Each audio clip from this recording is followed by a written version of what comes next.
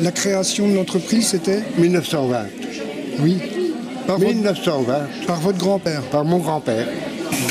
Repris par votre père. Oui, ça a été repris par mon père en 1948, parce que mon grand-père est décédé en 1948, et mon père m'a laissé l'entreprise en 1980.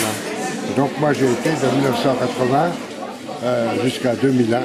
Date à laquelle M. Martial Legrand, ancien ouvrier de l'entreprise, est devenu patron des ressorts ardennais. À l'origine, l'entreprise comprenait un atelier de mécanique générale, de serrurerie et de petite ferronnerie, travaillant à la fabrication de divers accessoires qui équipaient alors les cuisinières. À propos du créateur de l'entreprise, Louis Laurent. C'était très ingénieux, parce que ce petit-là, c'est que lui-même avait des difficultés pour aller régler ses machines. Et donc, il a créé d'ailleurs un brevet d'invention. Invention de la clé à barillet à écrou. Alors, on change le barillet. Voilà. Et ça tourne dans l'autre sens. Hein, voilà. Alors, là, ça n'entraîne pas, et là, ça entraîne. Alors, à l'époque, même les garagistes étaient très heureux d'avoir cet outil. Ça leur permettait d'aller dans des endroits inaccessibles, dans les moteurs de voiture. Donc, alors, on est venu après au ressort. Enfin, déjà, il fabriquait déjà, c'était un bon forgeron, et puis c'était un bon mécanicien. Et il est venu au ressort, c'est parce que les entreprises du secteur, Piessel, Arthur Martin, Fort, Hainaut, enfin, etc., il y avait de la demande en ressort pour fermer les portes de cuisinières. Alors, il y avait deux sortes de ressorts, donc vous avez celui-ci, dit ressort trappe, ça ressemble à une trappe de souris. Donc, quand on bande la tige et on la fixe sur la porte, ça fermait sur la cuisine. Oui. La cuisine, oui. Et donc, ça agissait et ça fermait la porte. Hein, c'était simple. Il fallait tirer sur la porte là, pour mettre un plat dans le four. Et puis pour le retirer, on agissait sur la porte et la porte se claquait toute seule. Deuxième ressort qu'il y avait, c'était un ressort qui agissait dans le même sens. Hein. Sauf que là, c'est à lame. C'est-à-dire que là, il y avait deux tourillons sur lesquels étaient insérées des lames d'acier, acier trempé. Hein. Et donc, c'était rivé à chaque bout ici. Et ensuite, c'était fixé également, comme le ressort là, sur la porte de la cuisinière. Et donc, en 40, bon, il y a eu la guerre 40, oui. Et après la guerre, on a acheté des machines. On s'est perfectionné. Donc on a acheté des machines à ressort pour tourner des ressorts en boudin.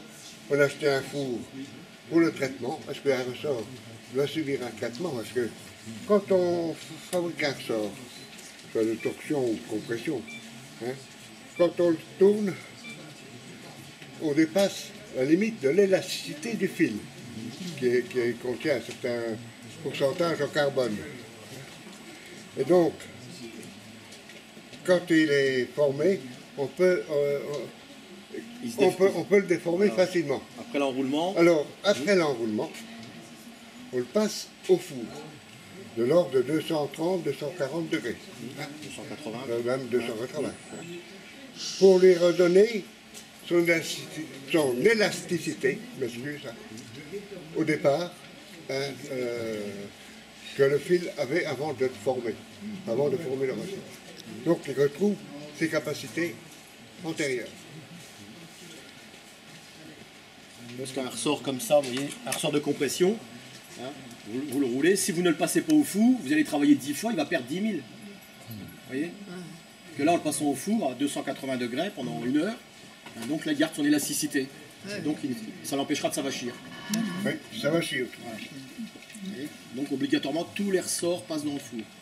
Hein. Là, on a les ressorts traction, c'est pareil, donc ces ressorts-là, ils sont venus un peu moins fort à 230 degrés. Ça, c'est du 1,4 mm galvanisé.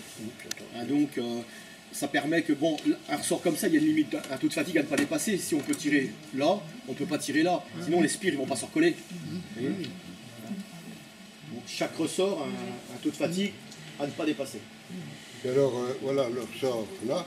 On a ajouté cette tige-là pour rallonger la tâche. Et c'est un apport au ressort. Parce qu'il y a des ressorts comme ceux-là, bon, ils ont leur tige formée dans le fil. Ah ben oui, j'en ai un là, oui.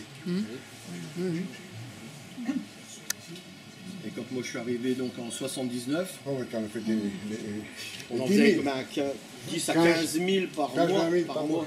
C'était pour 2 villes. Par ça. mois, oui. C'est des ressorts de ville, oui. Aujourd'hui, on en fait encore, mais bon, on en fait 500 tous les 2 mois.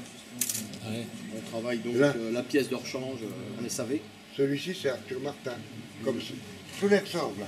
Celui-là, celui-là, celui-là, les grands ressorts. Oui, oui, oui. C'est Arthur Martin. Alors, par rapport à celui-là, où c'est une boucle anglaise, vous voyez, que là, c'est un crochet amovible. Donc le crochet roule dans le corps. Donc c'est plus costaud, donc un crochet comme ça qu'un crochet anglais. Parce qu'il y a l'amorce de cassure, Voilà, il y a une amorce de cassure. Voilà. qui est là, hein, au pli. Parce que c'est plié vraiment récrique. Hein. Oui, mais c'est des ressorts qui ne travaillent pas Ouais, fort. qui travaillent, Ouais, ça travaille pas modérément. fort. Voilà, ouais. Hein. Ça, c'est des ressorts donc en feuillard. Alors là, plutôt que de les faire revenir à 230, 280 degrés, là, c'est trempé rouge cerise, 900 degrés. Ah, ça Et dépend. après, donc, c'est jeté dans un bain d'huile. Et après, on fait un revenu à 430 degrés pendant 1